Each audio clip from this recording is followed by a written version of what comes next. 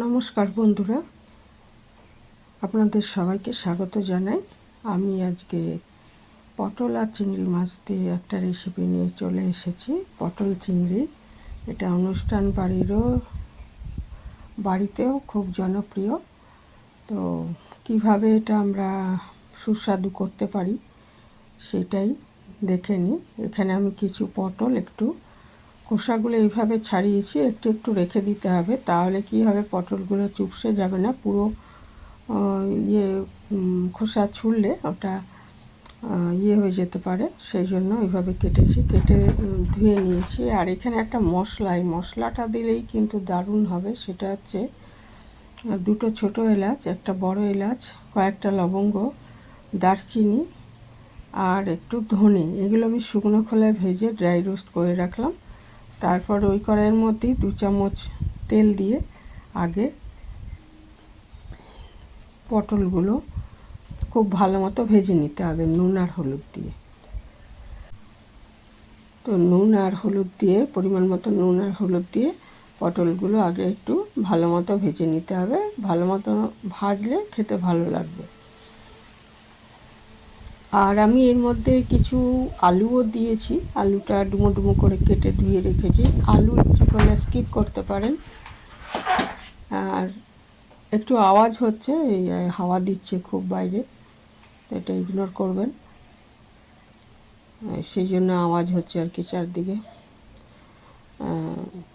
আলুটা ছাড়াও করা যাবে, তবে আলু দিলে স্বাদটা ভালো হয়।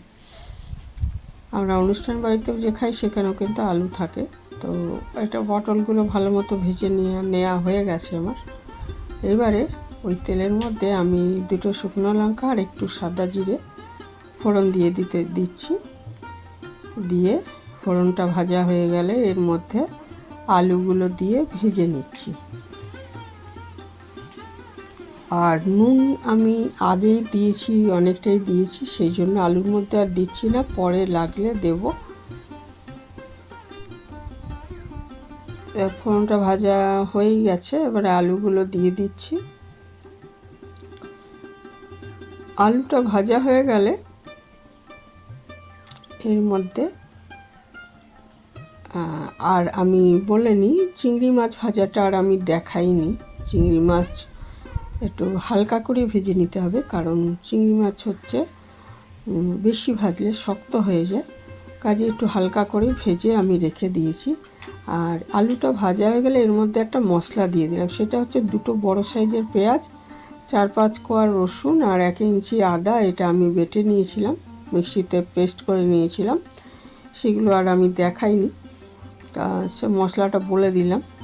তো দিয়ে সেই মশলাটা আমি এর মধ্যে দিয়ে দিলাম, দিয়ে খুব ভালো মতো কষিয়ে নিতে হবে। আর এর মধ্যে আমি লঙ্কার গুঁড়ো দিয়ে দিলাম,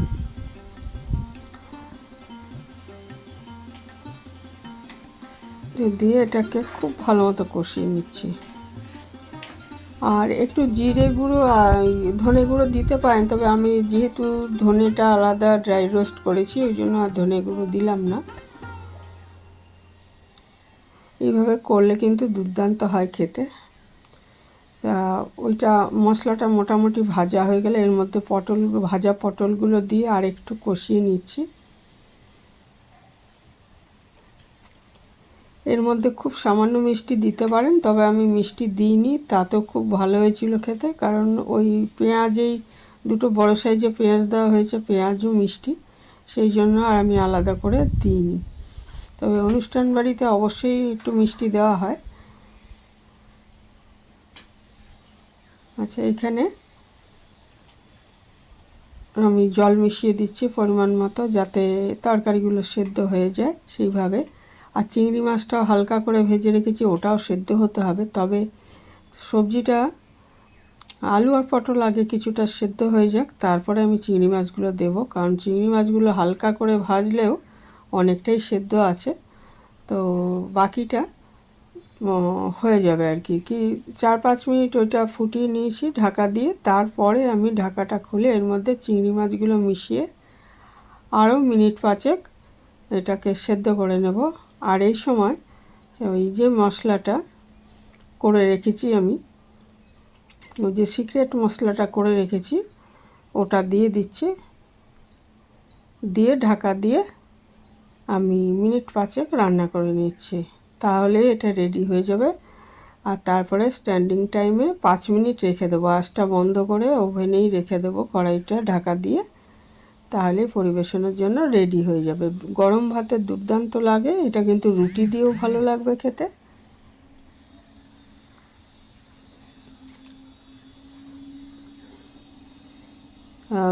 মিনিট 5 সেদ্ধ করার পর দেখুন আমি ঢাকাটা খুলে নিয়েছি, এটা একদম রেডি হয়ে গেছে, সমস্ত কিছু সেদ্ধ হয়ে গেছে। এরপরে আমি আঁচটা বন্ধ করে ঢাকা দিয়ে স্ট্যান্ডিং টাইমে 5 মিনিট রেখে দিচ্ছি, তারপরে এটা পরিবেশন করা যাবে। তো এই ছিল আমার আজকের রেসিপি, এখানেই শেষ করছি। ভালো থাকবেন সবাই, সবাইকে ধন্যবাদ ভিডিওটা দেখার জন্য।